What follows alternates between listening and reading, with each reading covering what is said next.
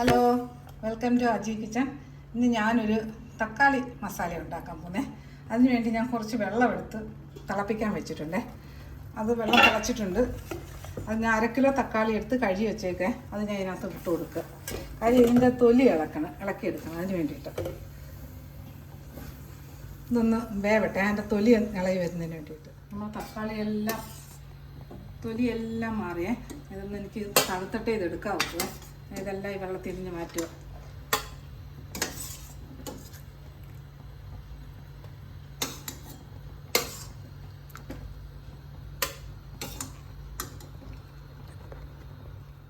ഇതിൻ്റെ തൊലിയെല്ലാം ഒന്ന് തണുത്തിട്ട് നമുക്കിതിൽ നിന്ന് മാറ്റണം. ഒന്ന് തണുക്കട്ടെ. കണ്ടില്ലേ, ആ തൊലി മൊത്തം, ആ തക്കാളിയുടെ തൊലി മൊത്തം ഞാൻ അതിനകത്ത് മാറ്റിയിട്ടുണ്ടേ. ഇനി ഇത് ഞാനിത് മിക്സിയിൽ ഒന്ന് മുറിച്ചിട്ട് കൊടുക്കേ. തക്കാളി മൊത്തവും മുറിച്ചിട്ടുണ്ടേ.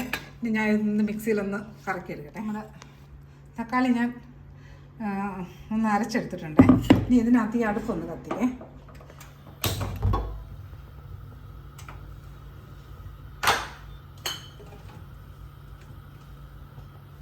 അതിനകത്ത് കുറച്ച് വെളിച്ചെണ്ണ ഒഴിച്ചു കൊടുക്കേ. ഒരു 2 ടേബിൾ സ്പൂൺ വെളിച്ചെണ്ണ ഒഴിച്ചു കൊടുത്തിട്ടുണ്ടേ. ഈ എണ്ണ ഒന്ന് ചൂടാകട്ടെ. ആ സമയം കൊണ്ട് ഞാനൊരു പാത്രം എടുത്ത് വെച്ചിട്ടുണ്ട്. അതിനകത്ത് 1 ടീസ്പൂൺ മഞ്ഞൾപ്പൊടി ഇട്ട് കൊടുത്തിട്ടുണ്ട്. പിന്നെ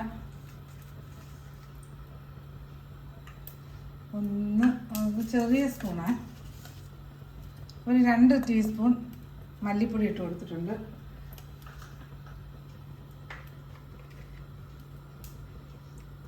ഒരു ടീസ്പൂണും ഒരു 1.5 ടീസ്പൂൺ കാശ്മീരി ചില്ലി പൗഡർ ഇട്ട് കൊടുത്തിട്ടുണ്ട്. ഇനി ഇതിനകത്ത്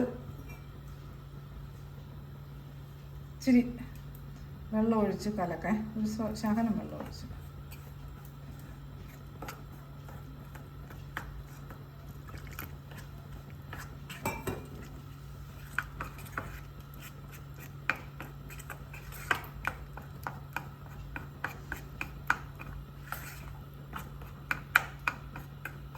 ഇരിക്കട്ടെ. നമ്മൾ എണ്ണ നല്ല ചൂടായേ. അതിനകത്തോട്ട് ഒരു 1.5 ടീസ്പൂൺ കടുക് ഇട്ട് കൊടുത്തിട്ട്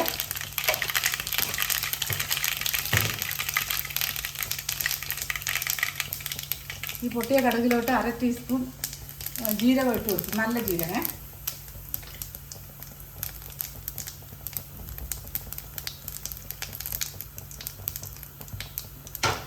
ഇതിലോട്ട് 1 ടീസ്പൂണോളം കായപ്പൊടി ഇട്ട് കൊടുത്തേ. അതിനകത്തോട്ട് ഈ ഇഞ്ചിയും ചെറുതായിട്ട് അരിഞ്ഞു വെച്ചേക്കുന്ന ഇഞ്ചി, ഒരു വലിയൊരു കഷ്ണം ഇഞ്ചി, 5-6 വെളുത്തുള്ളി, 2 പച്ചമുളക്, അതും കൂടി ഇതിനകത്ത് ഇട്ട് കൊടുത്തേ.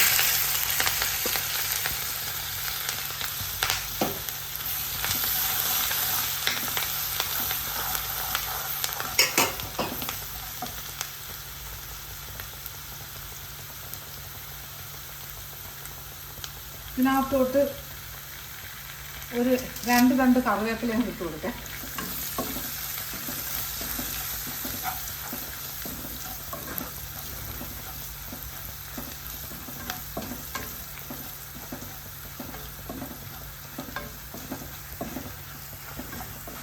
ഇതിലോട്ട് ഈ ഒരു സവാള കുഞ്ഞായിട്ട് അരിഞ്ഞ് വെച്ചേക്കുന്നുണ്ട്, അതും ഇട്ട് കൊടുക്കുക.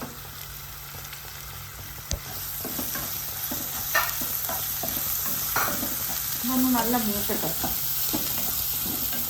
നമ്മുടെ ഈ മൂത്ത ഇഞ്ചിയിലും ഉള്ളിയിലുമൊക്കെ ഈ പേസ്റ്റില്ലേ, മസാല പേസ്റ്റ്, അത് ഇട്ട് കൊടുക്കാം. മുളകും മല്ലിയും മഞ്ഞപ്പൊടിയും കൂടിയിട്ട് അതിനകത്ത് ഇട്ട് കൊടുക്കാം. ഇതിനകത്ത് ഒന്ന് മൂക്കട്ടെ.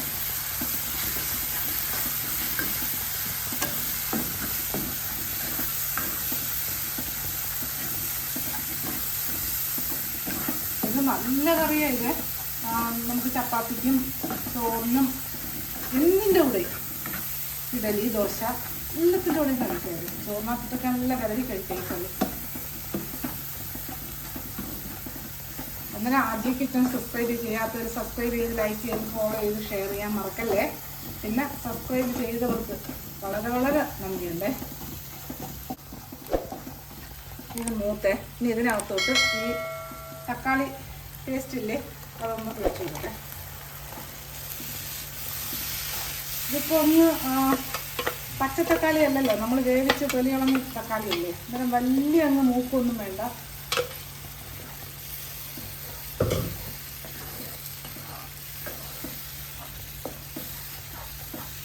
ഇതിനകത്തോട്ട് കുറച്ച് ഉപ്പും കൂടി ഇട്ട് കൊടുക്കട്ടെ. ആവശ്യത്തിന് ഇട്ടിട്ട് കൊടുക്കാം. ഒന്ന് ഇളക്കിയിട്ട് നമുക്ക് അടച്ചിടാം.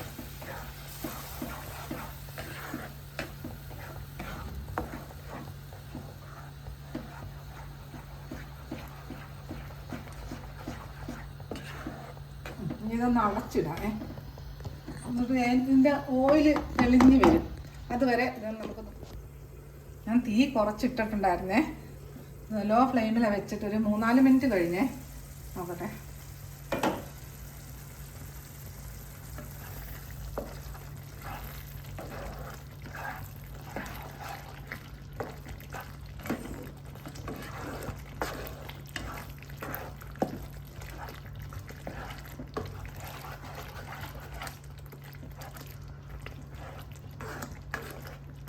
ഇതിനകത്ത് കുറച്ച് ശർക്കര ഇട്ട് കൊടുക്കാം. ആവശ്യമാണ് ഈ കറിക്ക്, അതുകൊണ്ട് കുറച്ച് ശർക്കര ഇട്ട് കൊടുക്കാം.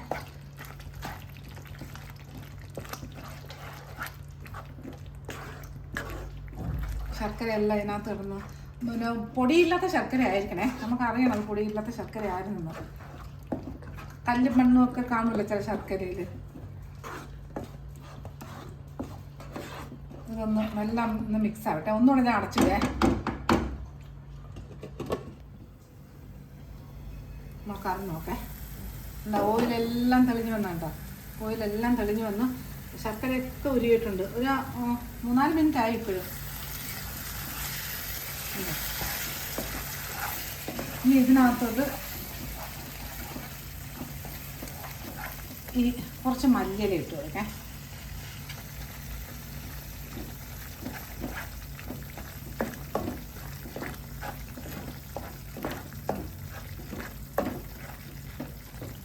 ഞാൻ നിർത്തുവേ.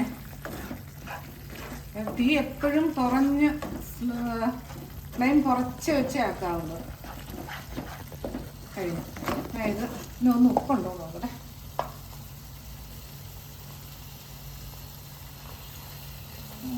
എന്ത് ടേസ്റ്റായത്, വിശ്വസിക്കത്തില്ല, അത്ര ടേസ്റ്റാണ്. ഇച്ചിരി കുളിപ്പാണേ.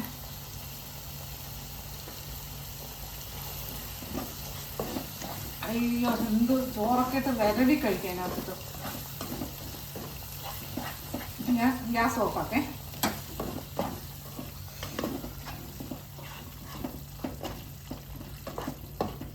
ഞാൻ സർവിങ് ബൗളിലോട്ട് മാറ്റട്ടെ.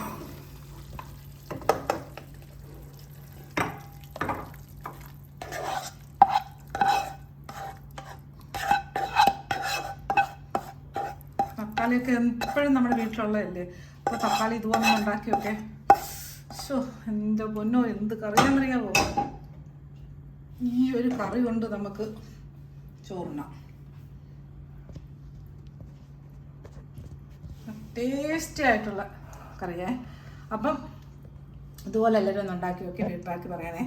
അപ്പോൾ അജി കിച്ചൺ സബ്സ്ക്രൈബ് ചെയ്യാത്തവർ ഞാൻ പറഞ്ഞായിരുന്നില്ലേ. ഓക്കെ, അപ്പോൾ അടുത്ത വീഡിയോ ആയിട്ട് അടുത്ത ദിവസം